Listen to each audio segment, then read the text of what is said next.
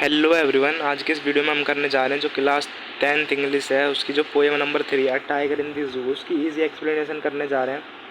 पूरे पोएम की stanza bye stanza explanation करेंगे। Poetic devices, important question and answer, vocabularies सब इस सिंगल वीडियो में कवर हो जाएगा और आपको आइडिया हो जाएगा एक तरह का कि एग्ज़ाम में क्वेश्चन किस तरह से आएंगे इस पोएम से, और कोई भी क्वेश्चन आएंगे तो ईजिली अटैम्प्ट कर सकोगे आप। ठीक है, 100% कवर्ड है ये एग्ज़ाम के पॉइंट ऑफ व्यू से और ईजी टू अंडरस्टैंड है। तो स्टार्ट करते हैं टाइगर इन द जू। वो जो पोइट है उनका नाम है Leslie Norris, George Leslie Norris इनका पूरा नाम है। पोइट के बारे में बात करें तो ये वेल्स पोइट है, फेमस वेल्स पोइट है, शॉर्ट स्टोरी राइटर हैं और वो जाने जाते हैं जो इनका गहरा प्यार होता है नेचर को लेकर और एनिमल्स को लेकर। कोर थीम क्या है इस पोयम की? ये पोयम है ना विरोध दिखाती है किसके बीच में, जो टाइगर जू में होता है और एक जो नेचुरल हैबिटेट यानी कि जंगल में होता है, नेचुरल एनवायरनमेंट में होता है। The poem moves from zoo to jungle and back again to zoo. और जो ये पोयम है क्या दर्शाती है? Cruelty of keeping wild animals in cages, मतलब जो क्रूरता होती है कि जो वाइल्ड एनिमल्स होते हैं उनको पिंजरों में रखा जाता है। And highlights the value of freedom, मतलब जो फ्रीडम है उसके महत्व को ये हाईलाइट करती है पोयम। मेन आइडिया यही है पोयम का, जो टॉपिक है यही है। Poem highlights important of freedom and the beauty of nature.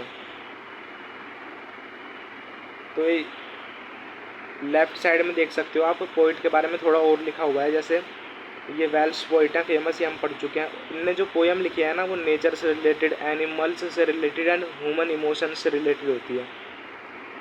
और जो इनकी पोयम होती है वो देखने में सिंपल होती है, लेकिन जो इनकी पोयम होती है ना उनका बहुत गहरा अर्थ होता है, यानी फुल ऑफ डीप मीनिंग इनकी पोयम होती है। और अब राइट साइड में देखो आप, introduction of the poem easy English में, the this poem shows the difference between, ये मतलब डिफरेंस दर्शाती है किसके बीच में? A tiger living freely in the jungle, मतलब एक टाइगर रह रहा है आज़ाद जंगल में और जो एक पिंजरे में है। ठीक है।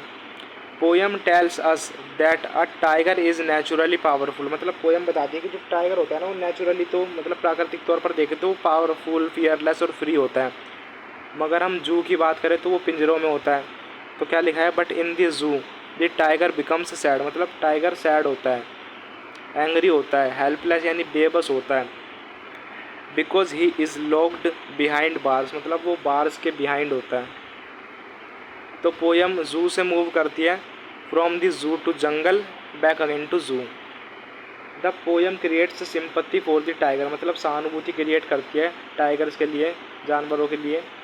And also gives the message that wild animals should live in freely in nature, और मैसेज क्या देती है कि जो वाइल्ड एनिमल्स है उन्हें फ्रीली रहना चाहिए, मतलब आज़ाद रहना चाहिए, नेचर में, प्राकृतिक इलाके में रहना चाहिए, नेचुरली रहना चाहिए।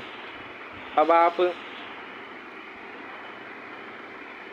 लेफ्ट साइड में देखो, theme of the poem, main theme क्या है? Freedom versus captivity. फ्रीडम मतलब एक शेर होता है जो कि जंगल में होता है, नेचुरल हैबिटेट में होता है, वर्सेस कैप्टिविटी का मतलब जो एक पिंजरे में होता है, जो जू में होता है, बिहाइंड द बार्स होता है। ठीक है। क्रूएलिटी ऑफ केजेस, यानी जो पिंजरों की क्रूरता दिखाई जाती है। Natural life of wild animals, helplessness of जू एनिमल्स, मतलब जो जू एनिमल्स होते हैं वो किस तरह से बेबस होते हैं, एक टाइगर के माध्यम से बताया गया है। Human interference with nature. और अब बीच में देखो, important message of the poem, animals look beautiful in forest not in cage, मतलब जो एनिमल्स होते हैं, जो जानवर होते हैं वो लुक ब्यूटीफुल इन फॉरेस्ट, मतलब वो जंगलों में ब्यूटीफुल लगते हैं, सुंदर लगते हैं जो भी जानवर होते हैं, ना कि पिंजरों में। और क्या लिखा है? Wild animals should live in their natural habitat, जो मैं शुरू से आपको बताते आ रहा हूँ। ठीक है। चलो राइमिंग स्कीम देखते हैं, मतलब पोइटिक डिवाइस, इंपॉर्टेंट क्वेश्चन वोश्चन सब देखेंगे। अभी शॉर्ट में राइमिंग स्कीम बता देता हूँ कि राइमिंग स्कीम होता क्या है, जहाँ पर जो भी पोइटिक डिवाइस बनेंगे, जितने भी क्वेश्चन बनेंगे उनको भी हम आगे करेंगे, पहले ही थोड़ा सा चीज़ समझ लो। राइमिंग स्कीम को एक तरह से मैं इजी डेफिनेशन दे देता हूँ। Ordered pattern of rhymes at the ends of the lines of a poem और वर्स।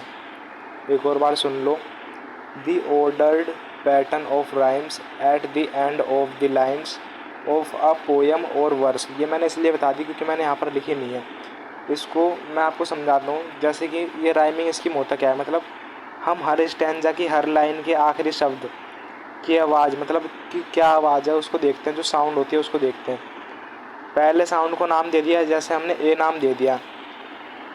अगर दूसरा साउंड, मतलब जो दूसरा लाइन है, दूसरा साउंड अलग है तो बी नाम दे दिया। ऐसे ही तीसरा अलग है तो सी दे दिया। अगर कोई साउंड पुराने वाले से मैच करे तो उसे पुराना लेटर दे देते हैं। इतना याद रखना, कॉन्सेप्ट के तौर पर समझ लो इसे। मतलब हर स्टैंजा उसकी हर लाइन देखेंगे और आखिरी शब्द की जो साउंड होगी वो देखते हैं राइम स्कीम में। तो पहले साउंड को ए नाम दे दिया और दूसरा अलग है तो उसे बी दे दिया, और ऐसे ही तीसरा अलग है ना तो उसे सी दे देंगे। मगर अगर हम बात करें कि कोई साउंड रिपीट हो रही है, अगर कोई साउंड मतलब पुराने वाले से मैच करे तो उसे पुराने वाले का लेटर दे देंगे। ये चीज़ ध्यान रखना। जैसे कि स्टैंजा 1 है, उसकी लाइन जो 1 है उसका लास्ट वर्ड देखो। जो लाइन 1 है ना उसका लास्ट वर्ड है स्ट्राइप्स, तो आखिरी साउंड आ रही है एस की। इसको नाम दे दिया हमने ए, स्ट्राइप्स को नाम दे दिया ए। और जो लाइन 2 है उसका लास्ट वर्ड है केज। ये स्ट्राइप्स जो है, जो लाइन 1 है उसका जो लास्ट वर्ड है स्ट्राइप्स, उससे मैच नहीं खा रहा केज, तो इसे हमने बी दे दिया नाम। ऐसे ही लाइन जो तीसरी है उसका वर्ड है क्वाइट, तो ये ऊपर किसी से मैच नहीं है तो इसे हमने नाम दे दिया सी। ना तो ये स्ट्राइप्स से मैच है, ना जो इसकी साउंड है ना तो स्ट्राइप्स से मैच कर रही ना केज से, ये क्वाइट है। ठीक है, ये इसको नाम दे दिया सी। और अगर जब हम लाइन 4 की बात करें तो जो उसका लास्ट वर्ड है रेज, तो रेज में जो ई की साउंड आ रही है, मतलब ये केज, जो केज हमने देखा था ना अभी ऊपर, उससे बिल्कुल मैच कर रही है। ठीक है, तो केज रेज राइमिंग वर्ड है। ठीक है, इसलिए इसको भी नाम दिया बी। तो ये पैटर्न आपको समझना ज़रूरी है। राइमिंग स्कीम आई होप आपको क्लियर हो गई होगी। एक और बार मैं बता देता हूँ। जैसे लाइन 1 है उसका लास्ट वर्ड है स्ट्राइप्स। ठीक है, एस की साउंड आ रही है, इसको नाम दे दिया ए। और जो दूसरी लाइन है उसका वर्ड है केज, इसमें ई की साउंड आ रही है, तो ये लाइन 1 स्ट्राइप्स से मैच नहीं कर रहा, जो स्ट्राइप्स है उससे मैच नहीं कर रहा, तो इसे बी दे दिया। ऐसे ही क्वाइट है, तो क्वाइट ऊपर के जो बी और ए हैं, मतलब जो केज है और जो स्ट्राइप्स है उनसे मैच नहीं कर रहा क्वाइट, तो इसको नाम दे दिया सी। ठीक है, और लास्ट वर्ड जो रेज है वो केज से बिल्कुल मैच कर रहा है, तो राइमिंग्स वर्ड है ये। ठीक है, इसलिए हमने बी नाम दे दिया इसे। तो rhyme scheme I hope clear हो गई होगी।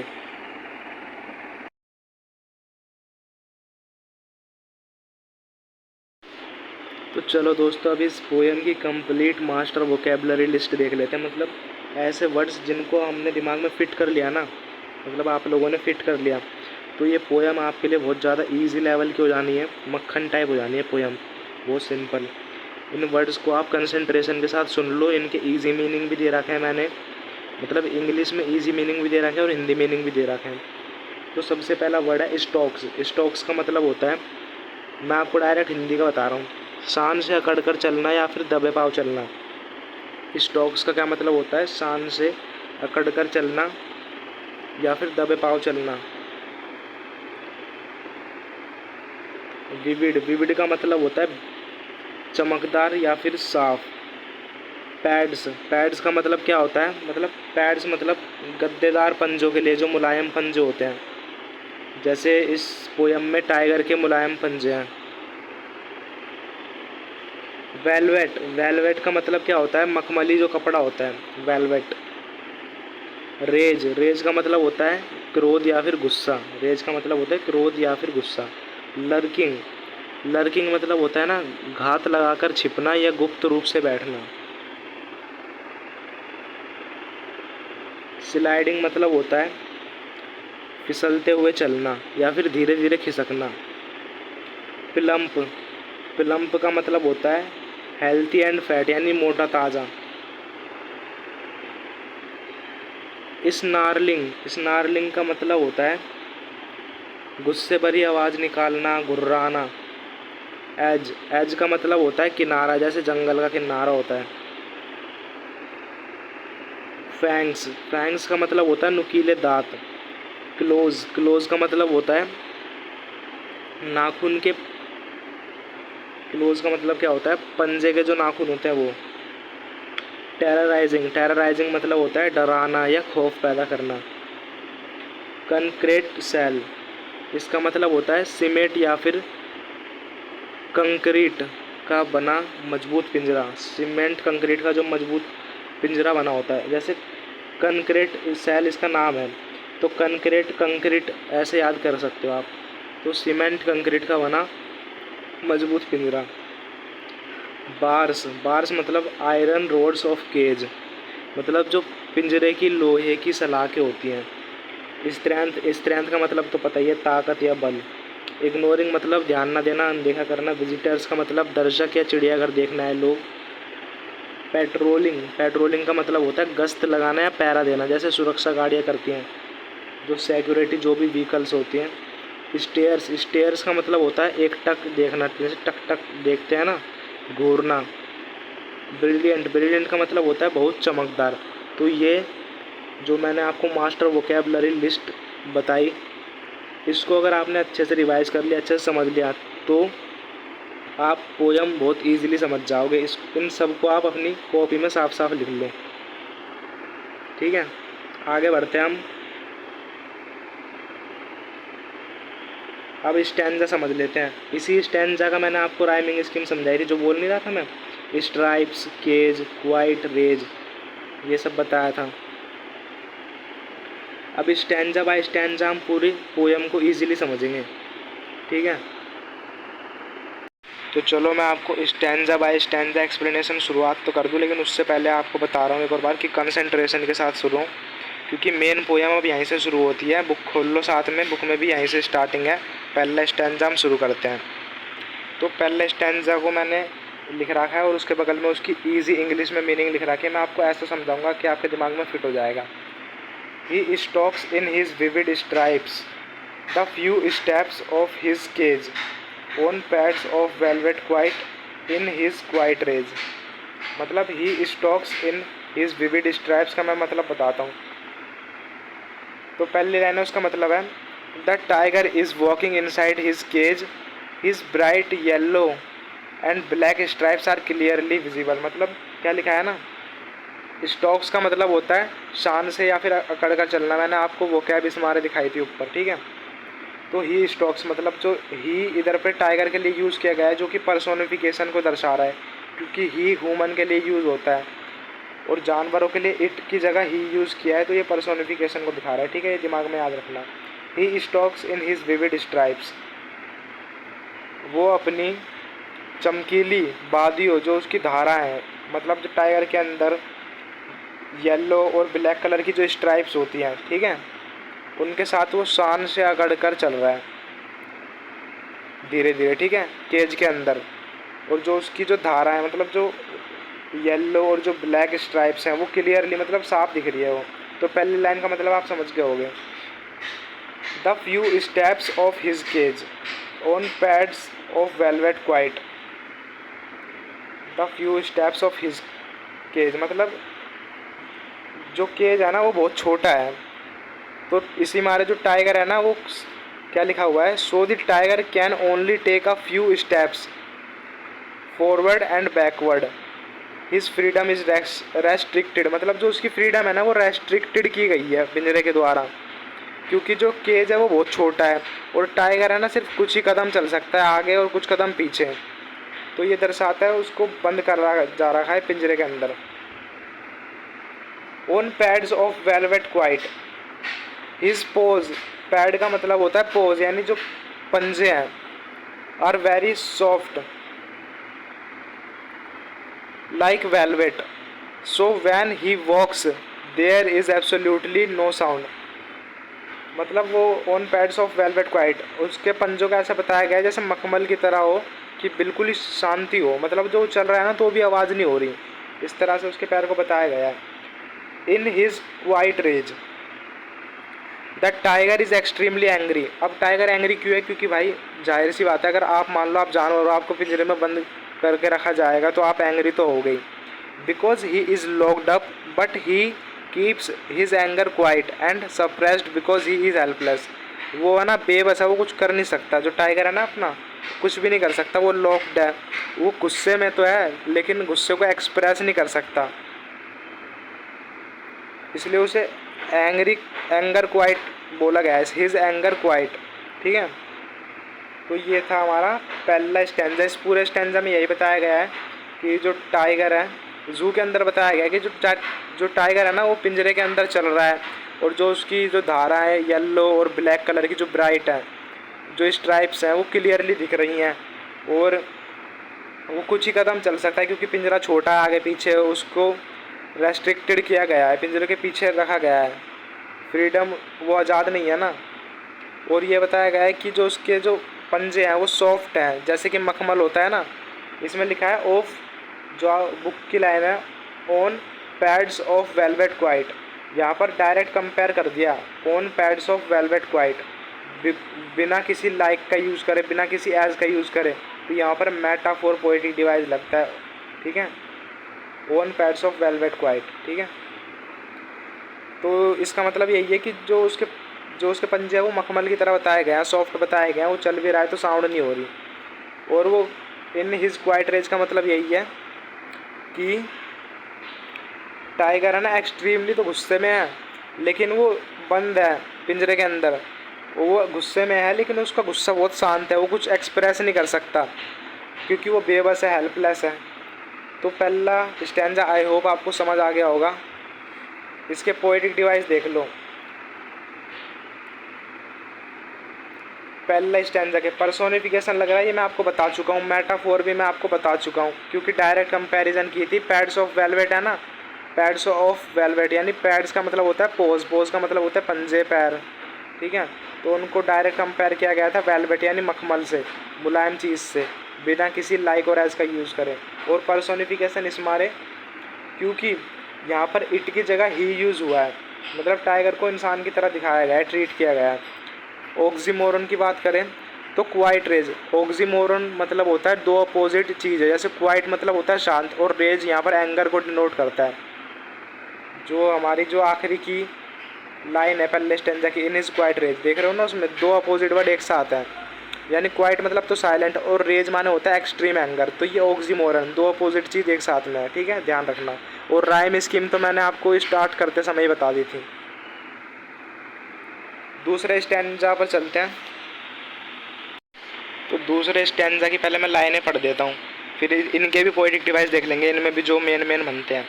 ही should be lurking in shadow sliding through long grass near the water hole where plum deer pass. तो पहली दो लाइन का मतलब और फिर तीसरी चौथी लाइन का मतलब इस तरह से मैं समझाऊंगा। ही should be lurking in shadow sliding through long grass. अब इसमें ये बताया गया ना, यहाँ पर अब जंगल की बात करिए, पहले जू की बात करी थी। ठीक है, तो द पोइट सेज, जूम करता हूँ, पहली दो लाइन में क्या लिखा है, द पोइट सेज दैट, मतलब जंगल की बात करिए तो एक्चुअली तो टाइगर जंगल में होता है, लेकिन अभी वो जू के अंदर है। तो अभी हम उस बात कर रहे हैं, अगर जो टाइगर है वो जंगल में होता, उसकी बात कर रहे हैं। टाइगर अगर आज़ाद होता, he would not be in cage, अगर वो केज में नहीं होता तो वो क्या करता ना, ही would B hiding in the shadows of tree, मतलब जो पेड़ की छाँव है उनमें छुपा होता है। And sliding silently through the long grass, और खिसक रहा होता, साइलेंटली मतलब चुपचाप खिसक रहा होता, सरक रहा होता, थ्रू लॉन्ग ग्रास मतलब जो लंबी लंबी घासें हैं ना उनके थ्रू। तो पहली दो लाइन का यही मतलब है, ही should be lurking in shadow sliding through long grass. ठीक है, अगर वो एक्चुअली में, मगर अगर वो जंगल में होता तो वो क्या करता, वो जो पेड़ की छाव है उनमें छुपा होता और स्लाइडिंग करता, किसके थ्रू, जो लंबी लंबी घास है उनके थ्रू। अब अगली दो लाइन है, near the water hole where plum deer pass, मतलब जो वाटर होल है, वाटर होल के पास, वाटर होल का मतलब रिवर या फिर पॉन्ड समझ लो आप, जो तालाब। ठीक है, ऐसा समझ लो। वेयर प्लम डियर पास, जहाँ पर हिरन आते हैं। तो तीसरी चौथी लाइन का मतलब बताता हूँ मैं आपको, he would be waiting near a river और पॉन्ड यानी water hole because fat and healthy, plump का मतलब ही होता है फैट एंड हेल्थी यानी मोटा ताज़ा, डियर यानी कि हिरन, come there to drink water and they are easy prey, मतलब near the water hole where plum deer pass. वो जो टाइगर है ना, वो इंतज़ार कर रहा होता कि कब मोटा ताज़ा जो हिरन है वो वाटर होल के पास आए और वो कब उनका आसानी से शिकार कर सके। ठीक है, तो दूसरे स्टैंजा में यही बताया गया है। एक और बार मैं आपको रिमेंबर करा दूँ, he should be lurking in shadow sliding through long grass near the water hole where plum deer pass. अगर वो जंगल में होता, अगर वो जंगल में होता तो वो क्या करता, लर्किंग इन शैडो यानी पेड़ों की छाँव में छुपा होता, स्लाइडिंग थ्रू लॉन्ग ग्रास जो लंबी लंबी घास है उनके थ्रू खिसकता, स्लाइड होता, near the water hole where plum deer pass, मतलब वाटर होल के पास वो छुपका बैठा उनका इंतजार कर रहा होता, जहाँ पर जो प्लम्ब है यानी जो मोटे ताज़ा जो डियर है वो पास होते, जब आते हो जो मतलब जो हिरन है वो पानी पीने आते तो उनको वो आसानी से शिकार कर सकता। वह जंगल में होता तो इस तरह का कुछ करता, उसकी लाइफ ही इस तरह की होती है ना, क्योंकि शेर की। तो दूसरा स्टैंजा भी आई होप आपको क्लियर हो गया होगा। तो दूसरे स्टैंजा में पोएटिक डिवाइस की बात करें तो इमेजरी मतलब lurking in shadow sliding through long grass.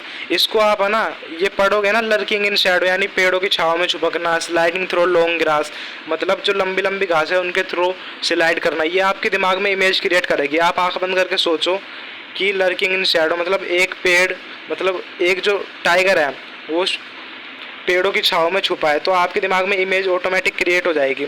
और स्लाइडिंग थ्रू लॉन्ग ग्रास तो ये भी आपके दिमाग में क्रिएट हो जाएगी इमेज। ठीक है, तो एक ये पोएटिक डिवाइस बन रहा है। इम्पोर्टेंट बता रहा हूँ मैं बस आपको। और अलिट्रेशन मतलब जो कॉन्सोनेंट की साउंड है ना वो आसपास में रिपीट हो रही है, जैसे प्लम्ब डियर पास तो पी की साउंड है ना रिपीट हो रही है। राइम स्कीम उसी तरह से है, राइम स्कीम जो मैंने आपको स्टार्टिंग में बताया था, अगर जिनको समझ आ गया होगा तो वो समझ लेंगे इसे भी। ठीक है, अब तीसरा स्टैंजा समझते हैं। ठीक है, तीसरा स्टैंजा भी जंगल के ऊपर ही है। तीसरे स्टैंजा में मतलब जंगल वाइल्ड लाइफ के बारे में बताया गया है, वाइल्ड में भी। ही should B snarling around houses at the jungles and, मतलब उसे स्नार्लिंग यानी गुर्राना चाहिए, अराउंड हाउसेज मतलब टाइगर का काम ये होता है ना कि दूसरों को डराना, खौफ ज़्यादा करना, तो वो करना चाहिए एट द जंगल्स एंड मतलब जंगल की किसी बॉर्डर पर किनारे पर खड़े होकर। Baring his white fangs his claws terrorise the village, मतलब जो उसके वाइट फैंग्स है, फैंग्स मतलब जो उसके जो उसके वाइट फैंग का मतलब ये है जो उसके जो वाइट टीथ हैं, हिज क्लोज जो उसके पंजे हैं, टेरराइजिंग द विलेज मतलब उसे विलेजर्स को डराना चाहिए। तो पहली और दूसरी लाइन का मतलब ये लिखा और तीसरी और चौथी लाइन का मतलब ये लिखा। ठीक है, तो पहली और दूसरी लाइन का मतलब है इफ़ ई वर फ्री, मतलब अगर वो आज़ाद होता टाइगर तो वो क्या कर रहा होता, वो किसी बॉर्डर पे होता जंगल की, घरों के आसपास, ग्राउलिंग एंग्रीली मतलब गुस्से में गुर्राता, टू वार्न पीपल मतलब पीपल को वार्न करने के लिए। और तीसरी चौथी लाइन मतलब जो ये है, baring his white fangs his claws terrorising the village, मतलब इसका मतलब ये है he would show his sharp white teeth यानी जो फैंग्स हैं, एंड शार्प क्लोज मतलब जो उसके पंजे हैं शार्प इस तरह के, to scare and terrorize the villagers मतलब डराने के लिए, टेरराइज करने के लिए विलेजर्स के लिए। ठीक है, तो तीसरे स्टैंजा में पोएटिक डिवाइस ओनोमेटोफिया जैसे कि स्नार्लिंग, इसमें साउंड बताने वाला शब्द है स्नार्लिंग, मतलब ये साउंड बताता है शब्द, गुर्राना ये एक तरह की साउंड है ओनोमेटोफिया। ठीक है, और कॉन्सोनेंट्स की बात करें तो repetition of S sound, he should B snarling around houses. तो आई होप आप समझ गए होंगे कॉन्सोनेंट्स का मतलब क्या है, कि जब एस इसमें रिपीटेशन ऑफ साउंड दिखाई गई है एस की, तो ही should B snarling around houses, इनमें एस की साउंड रिपीटेशन दिखाई गई है। चौथा स्टैंजा है बैक टू द जू, मतलब इसमें भी जू के बारे में है। But he is locked in a concrete sell his strength behind bars, मतलब जो टाइगर है ना वो लॉक्ड है कहाँ पर, कंक्रीट शेल, मतलब ऐसा शेल जो सीमेंट का बना हुआ है, और जो उसकी जो भी ताकत है, जो भी स्ट्रेंथ है, वो बिहाइंड बार्स, मतलब जो सलाख हो एक तरह की, ये जो लोहे की सलाख है इनके पीछे उसकी ताकत है। Stalking the length of his cage ignoring visitors. तो एक और बार मैं मतलब समझा देता हूँ। तो यहाँ पर मैंने बट से लेकर बार्स तक, मतलब जो पहली दूसरी लाइन है उसका मतलब बता दिया। जो तीसरी और चौथी लाइन है, stalking the length of his cage ignoring visitors, उसका मतलब है he simply walks from one end of cage to other, मतलब एक एंड से दूसरे एंड तक वो सिंपली वॉक कर रहा है tiger. He completely ignores the visitors, वो मतलब पूरी तरह विजिटर्स को इग्नोर कर रहा है, इग्नोर करता है। Who come to see him, मतलब जो उसे देखने आए हैं। बिकॉज ही नोज, मतलब वो जानता है, he is just a show piece now and can not do anything. ठीक है, तीसरी चौथी लाइन का मतलब यही है कि वो पिंजरे के एक एंड से दूसरे एंड तक सिंपली वॉक करता है और विजिटर्स को इग्नोर करता है। मेन आइडिया क्या है, मतलब क्या लिखा हुआ है, tiger who was once the king of jungle, मतलब जो एक अकेला किंग होता है जंगल का, इज़ नाउ अ प्रिजनर, अभी एक पिंजरे के पीछे है। हिज फ्रीडम इज़ टेकन, उससे दूर चली गई है उसकी आज़ादी। And his pride and power, जो मतलब उसकी प्राइड और जो पावर है वो खो चुकी है। और इस चौथे स्टैंजा में पोएटिक डिवाइस है अलिटरेशन, बिहाइंड बार्स, मतलब दो बार बी साउंड रिपीट हुई है, बिहाइंड में भी बी और बार्स में भी बी, तो अलिटरेशन। एसोनेंस का मतलब रिपीटेशन ऑफ वोवल, मतलब ए ई आई ओ यू जो वोवल होती है उसकी रिपीटेशन दिखे, जैसे locked in a concrete cell, इसमें वोवल रिपीट हो रही हैं। राइम स्कीम तो मैं बता चुका हूँ, स्टार्टिंग में वही चलता है राइम स्कीम सब में। अब ये लास्ट सीन है, इसे अच्छे से सुनना। स्टैंजा 5 इन दी जू, ये जू के बारे में है और नाइट टाइम है। He hears the last voice at night, मतलब जो टाइगर होता है वो आखिरी वॉइस क्या सुनता है रात में। दी पेट्रोलिंग कार्स, मतलब जो जांच के लिए आई होती है, पेट्रोलिंग कार्स जो आती हैं, जो देखने आती है जू में क्या चल रहा है रात में, जो सिक्योरिटी जैसे पुलिस की कार होती हैं उस तरह से होती हैं। And stairs with his brilliant eyes, मतलब जो यहाँ पर टाइगर की आई हैं उसे ब्रिलियंट आइज कहा गया है। एट दी ब्रिलियंट स्टार, मतलब जो टाइगर है ना वो अपनी ब्रिलियंट आइज से ब्रिलियंट स्टार्स को देख रहा है। तो अब इनका मैं मतलब पढ़ भी देता हूँ अलग से। पहली दूसरी लाइन का मतलब है एट दी, मतलब पहली दूसरी लाइन मतलब ही से लेकर कार्स तक। तो at night when every one leaves, मतलब जब सब चले जाते हैं। He hears the last sound, वो आखिरी आवाज़ सुनता है किसकी, मान लो जैसे सिक्योरिटी या फिर जो पुलिस की कार्स होती है ना उसकी, जो चेक करने आती है जू को। और तीसरी चौथी लाइन है एंड से लेकर स्टार्स तक। With his bright shining eyes, मतलब चमकीली शाइनिंग जो आइज है। ही लुक्स अप, मतलब वो ऊपर देखता है। At bright stars in the sky, मतलब आसमान में देखता है चमकीले चमकीले सितारों को, स्टार्स को। It looks like he is questioning God, मतलब ये दिखता है ऐसे कि क्वेश्चन पूछ रहा है वो गॉड से। और dreaming about his lost freedom, वो ड्रीमिंग कर रहा है जो उसकी फ्रीडम खो चुकी है उसके लिए। इन ओपन स्काई, मतलब खुले आसमान में। The tiger is not just seeing the stars, he is dreaming of freedom, मतलब वो आज़ादी के लिए, आज़ादी का सपना देख रहा है। तो इसी के साथ ये पोयम ओवर हो जाती है। मतलब पोयम, अब जो पांचवा स्टैंजा है उसके पोएटिक डिवाइस है रिपीटेशन। तो ब्रिलियंट शब्द बार बार रिपीट हो रहा है तो रिपीटेशन। राइम स्कीम का पैटर्न मैं आपको समझा चुका हूँ, तो एक और बार मैं आपको ये समझा देता हूँ स्टार्टिंग से एंड तक। मतलब पोयम जो स्टैंजा है, स्टैंजा 1 से लेकर स्टैंजा 5 तक एक बार आपको रैपिडली मैं 1-2 मिनट में समझा देता हूँ ताकि आपको रिमेंबर रहे सारी चीज़ें। मैं आपको रैपिड रिवीजन बताता हूँ। तो पहले स्टैंजा में यही बताया गया है कि जो टाइगर होता है ना वो चलता है केज के अंदर, ठीक है। और जो उसकी बात या जो उसकी धारियाँ होती है, जो ब्लैक और येलो कलर की जो टाइगर का दिखता है ना कलर वलर, जो उसकी स्ट्राइप्स होती हैं वो चमकती हैं, क्लियरली विजिबल होती हैं वो, ठीक है। और वो कुछ ही स्टेप चलता है, कुछ स्टेप आगे कुछ स्टेप पीछे। और क्योंकि केज छोटा है और जो उसके जो पैर हैं वो मखमल की तरह बताए गए हैं। और जो उसका गुस्सा है, इन हिज क्वाइट रेज, मतलब जो है ना, जो ये हमारा टाइगर है वो केज के अंदर है तो वो कुछ कर नहीं सकता, वो बेबस है, लाचार है। उसे रेस्ट्रिक्टेड किया गया है केज के थ्रू, इसलिए वो कुछ कर भी नहीं सकता, कुछ एक्सप्रेस नहीं कर सकता। इसलिए वो अंदर ही अंदर तो गुस्से में, लेकिन वही है ना, कुछ कर नहीं सकता। और दूसरे सीन में ये बताया गया है, मतलब दूसरे स्टैंजा में, कि है ना, जंगल की बात की गई है। अगर वो जंगल में होता ना तो पेड़ों की छाँव में छुपा होता, और जो लंबी लंबी घास होती है ना उनके थ्रू वो खिसक रहा होता, स्लाइडिंग कर रहा होता, चुपके से खिसक रहा होता। और वाटर होल्स, जो पॉन्ड होते हैं या फिर जो रिवर्स होते हैं, वहाँ पर इंतज़ार कर रहा होता, जहाँ पर मोटे ताज़ा हिरन पानी पीने आते हैं उनका शिकार करने के लिए। और तीसरा सीन भी जंगल का बताया है कि वो,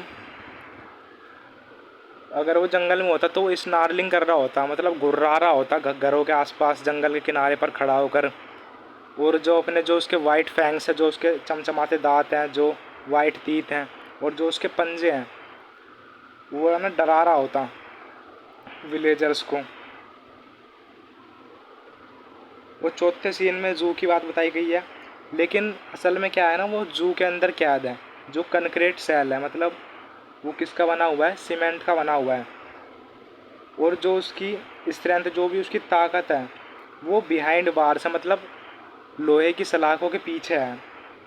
और stalking the length of his cage ignoring visitors, वो है ना नॉर्मली क्या करता है ना, वॉक करता है एक एंड से दूसरे एंड तक, और वो पूरी तरह से इग्नोर करता है जो भी विजिटर्स जो उसे देखने आते हैं। ठीक है, ये बताया गया है इसमें। और पाँचवें सीन में बताया गया है कि वो आखिरी आवाज़ किनकी सुनता है, जो पेट्रोलिंग कार्स होते हैं, जो जू में देखने आते हैं कि क्या चल रहा है, क्या हो रहा है। और वो और बताता है, and stairs with his brilliant eyes at the brilliant stars, मतलब वो स्टेयर करता है, घूरता है, देखता है। ब्रिलियंट आइज, जो इसकी आँख है उससे ब्रिलियंट बताया गया है, क्योंकि जब रात का माहौल होता है तो जानवरों की आँख किस तरह से शाइन करती है, चमचमाती है, इस मारे ब्रिलियंट आइज कहा गया है। और ब्रिलियंट स्टार्स को देखता है, वो ड्रीम करता है अपनी आज़ादी का। ठीक है, ये मैंने अपनी भाषा में समझा दिया आपको, रैपिड रिवीजन करा दी। ठीक है, पोएटिक डिवाइस भी बता दिए। और अब ये देख लो, टेक्स्ट बुक एक्सरसाइज क्वेश्चन, मतलब ये क्वेश्चन दिखा रहा हूँ मैं कुछ, फिर वीडियो ओवर कर देंगे। ठीक है, find word that describe movement, मतलब जो मूवमेंट डिस्क्राइब करते हैं action in place in both environment, मतलब केज के बारे में भी जो एक्सप्रेस करे और जंगल के बारे में भी एक्सप्रेस करें। तो टाइगर अगर केज में होता ना तो वो क्या करता है, स्टॉक करता, मतलब शान से चलता, खड़कर चलता, स्टॉक करता, फ्यू स्टेप, मतलब कुछ स्टेप चल सकता है आगे पीछे, केज के अंदर छोटा होता है केज। क्वाइट रेज, मतलब वो शांत रहता, क्योंकि और उसके अंदर गुस्सा भी रहता है, क्योंकि वो केज के पीछे है, बंद है, बेबस है वो। और स्टॉकिंग करता है एक एंड से दूसरे एंड तक। इग्नोरिंग विजिटर्स, मतलब जो भी उसे देखने आते हैं, विजिटर्स आते हैं, उनको इग्नोर करता। हीयर्स द लास्ट वॉइस, और लास्ट वॉइस जो होती है उनकी सुनता। स्टेयर्स एट स्टार्स, तारों को देखता रात में। प्लेसिस, केज प्लेसिस है, cage concrete cell behind bars, मतलब अगर वो केज में होता ना तो वो केज के अंदर होता, जो कि कंक्रीट सेल के भी बने होते हैं, और भी तरह तरह के बने होते हैं। और बिहाइंड बार्स, मतलब वो सलाखों के पीछे होता। और यहीं बात करें हम जंगल की, अगर वो वाइल्ड लाइफ जी रहा होता, अपनी जंगल में होता, नेचुरल हैबिटेट में होता, तो वो क्या करता, शैडो में होता, लर्किंग इन शैडो होता, मतलब पेड़ों की छाव वाव में, और घासों के, जो लंबी लंबी घास होती है उनके थ्रू स्लाइडिंग करता, खिसकता। स्नार्लिंग अराउंड हाउसेज, मतलब घरों के आसपास वो गुर्राता, गुस्से से चिल्लाता, और लोगों को अपने जो वाइट फैंग्स है और जो क्लोज है, जो पंजे हैं, उनसे डराता, टेरराइज करता विलेज को, मतलब विलेजर्स जो भी हैं गाँव में। और प्लेस क्या है, shadow long grass wait water hole, मतलब वहाँ पर इंतज़ार करता मोटे ताज़ा हिरनों का। जंगल एज विलेज। ठीक है, तो ये क्वेश्चन समझ आ गया होगा। अगले क्वेश्चन पे चलते हैं। What is the effect of repetition in velvet quiet, quiet rage and brilliant eyes brilliant stars. ठीक है, तो वेलवेट क्वाइट और क्वाइट रेज समझते हैं। तो velvet quiet, the repetition of quiet highlights the contrast his steps are quiet, मतलब ये बताती है कि यहाँ पर वेलवेट क्वाइट का मतलब है जो उसके पंजे हैं ना वो मखमल से कंपेयर किए गए हैं, इसलिए जो उसके कदम है वो क्वाइट है, वो शांत है। क्वाइट रेज का मतलब है but his mind has a quiet rage, मतलब जो उसका माइंड है ना वो शांत है, लेकिन अंदर ही अंदर उसके अंदर गुस्सा है, सप्रेस्ड एंगर है, दबा हुआ है उसका गुस्सा। He is furious but can not do anything, मतलब वो फ्यूरियस है लेकिन कुछ कर नहीं सकता। इफेक्ट की बात करें, shows the deep contrast between outer silence and inner anger. और ब्रिलियंट आइज और ब्रिलियंट स्टार समझते हैं, तो brilliant eyes, the repetition of brilliant shows a connection between tiger and nature. ये टाइगर और नेचर के बीच के जो कनेक्शन है उसको दिखाता है। और brilliant stars, his eyes are brilliant bright with hope, मतलब आशा के साथ चमकती है। Wild nature, and he is looking at the brilliant star wishing to be free under the open sky just like them. Effect की बात करें तो shows the connection with nature and his longing for freedom and open sky. ठीक है, समझ आ रहा होगा। The repetition of words highlight contrast and connection in poem. तो जो ये रिपीटेशन है ना, शब्दों की रिपीटेशन, वर्ड्स की रिपीटेशन, ये क्या दर्शा रही है? कंट्रास्ट, एक तरह का विरोध दिखाती है और एक तरह का कनेक्शन दिखाती है पोएम में। अब ये मोस्ट इम्पोर्टेंट, इस क्वेश्चन को, इन क्वेश्चनों को पढ़ लेना कि why does the tiger ignore the visitor at zoo. ये इजी इंग्लिश में है तो आप पढ़ लेना कि क्यों इग्नोर करता है वो विजिटर्स को, जो टाइगर होता है वो क्यों इग्नोर करता है विजिटर्स को जू में। और दूसरा क्वेश्चन है, what message does the poet want to convey through this poem, मतलब पोइट क्या मैसेज कन्वे करना चाहता है पोएम के थ्रू। ठीक है, ये इजी इंग्लिश में लिखा है तो आप पढ़ते ही समझ सकते हो इसका आंसर। ठीक है, आपके दिमाग में समझ आ जाएगा, चाहे आपको इंग्लिश बनाना है चाहे ना है, क्योंकि ये कुछ ज़्यादा ही आसान इंग्लिश में मैंने लिखा हुआ है आंसर। ठीक है, तो पढ़ लेना, फिर भी ना समझ आए तो हम एक और क्लास ले लेंगे, रिवीजन क्लास, उसमें थोड़ी यूनिक वे में समझा दूंगा पोएम को, शॉर्ट वे में। मैं चाहता तो 5 मिनट में ख़त्म कर सकता था वीडियो, लेकिन मेरे को अच्छे से समझानी थी पोएम। ठीक है, तो अब ये लास्ट में क्वेश्चन दिखा देता हूँ, या 5 या 6 मार्क्स का जो भी इस पोएम से अगर लॉन्ग क्वेश्चन आ जाए तो कैसे अटेंड करें। ठीक है, कोई भी 5 मार्क्स का क्वेश्चन आ जाए आपको, contrast the life of a tiger in a zoo and in a forest, मतलब कंट्रास्ट, विरोध बताना है जू में जो टाइगर होता है और जो जंगल में टाइगर होता है। Based on poem, reflect on whether zoos are justified, मतलब इस पोएम से कोई भी क्वेश्चन आ जाए ना, तो जिनको आंसर ना आए तो वो ये क्वेश्चन लिख सकते हैं। लेकिन इस क्वेश्चन में पूछा क्या है? कंट्रास्ट पूछा है, टाइगर जो जू में होता है और जो फॉरेस्ट में होता है। ठीक है, पोएम पर बेस्ड। ठीक है, तो जो टाइगर होगा जू में यानी कैप्टिविटी में होगा, तो वो है ना लॉक्ड होगा कंक्रीट सेल में, यानी एक cramped concrete cell. Immense power restricted, मतलब जो उसकी जो भी स्ट्रेंथ है, जो उसकी पावर है, वो सलाखों के पीछे यानी बिहाइंड बार्स होगी। Walks only a few step inside his cage, मतलब कुछ स्टेप ही वो चल सकता है। हेल्पलेसली, मतलब बेबस है, इग्नोरिंग विजिटर्स को इग्नोर करता है। कैन नॉट हंट और protect his dignity. Life is full of quiet rage and weariness. ठीक है, और अगर हम फॉरेस्ट की बात करें तो वो लर्क इन शैडो, वही चीज़ें जो मैं आपको बता चुका हूँ। ठीक है, वही सारी चीज़ें लिखी हैं। और शॉर्ट में समझे तो वो जू में होगा तो कैप्टिविटी एंड हेल्पलेसनेस होगा, मतलब बेबस होगा जू में होगा तो, और फॉरेस्ट में होगा तो आज़ादी होगी, मैजेस्टी होगी। कनेक्ट करें अगर हम अदर पोएम से, मतलब अगर आपसे क्वेश्चन में ऐसा पूछ रहे थे कि अदर पोएम से कनेक्ट करो, तो वो भी इसमें बता दिया। इसलिए ये आंसर आप अच्छे से समझ लेना, क्योंकि कोई भी 5 या 6 मार्क्स का क्वेश्चन आएगा तो ईजिली अटैम्प्ट कर सकोगे। अदर पोएम के साथ कनेक्शन बताए तो जैसे टाइगर, दी टाइगर, पैटर निबलेट, जो जिसने पैटर निबलेट ने लिखी है, tiger wishes to be wild but fears the dangers created by humans, मतलब ये ह्यूमंस के द्वारा फियर क्रिएटेड किया गया है। The panther, Rainer Maria Rilke, the panther's will is paralysed by the constant view of cage bars. तो इसका conclusion देखें इस आंसर का, व्यू ऑन जूज के व्यू पर, जू में help conversation and protect species from poachers but they can not be substitute for a natural home, मतलब वो नेचुरल होम सब्सटीट्यूट में बदल नहीं सकते, केज को नेचुरल होम में बदल नहीं सकते। Caging animals for entertainment destroys their spirit and mental health. True conversation is equal to protect forests and create large sanctuaries for safe and free life. थोड़ा ट्रांसलेट भी करके देख लेना, क्योंकि थोड़ी इंग्लिश हार्ड आ गई है थोड़ी सी, बाकी तो ये भी आसान ही है। वो ये मतलब जो ऊपर समझाइए ना चीज़ ज़्यादा से ज़्यादा वही है। True beauty is found in freedom, मतलब जो असली ब्यूटी है वो आज़ादी में मिलती है, पिंजरों में नहीं। Every animals deserves freedom under different skies and different stars. ठीक है, ये भी वही आंसर है। तो thank you for watching, we hope this video helped you understand the poem. मतलब इस वीडियो के माध्यम से आप सभी ने पोएम अच्छे से एंजॉय की होगी, अच्छे से समझी होगी।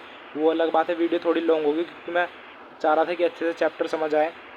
और कहीं भी डाउट हो या फिर मेरी वजह से कहीं दिक्कत आई हो तो वो भी बता देना। ठीक है, तो मिलते हैं फिर एक नेक्स्ट पोएम में या फिर नेक्स्ट चैप्टर पे जो आप कमेंट करोगे।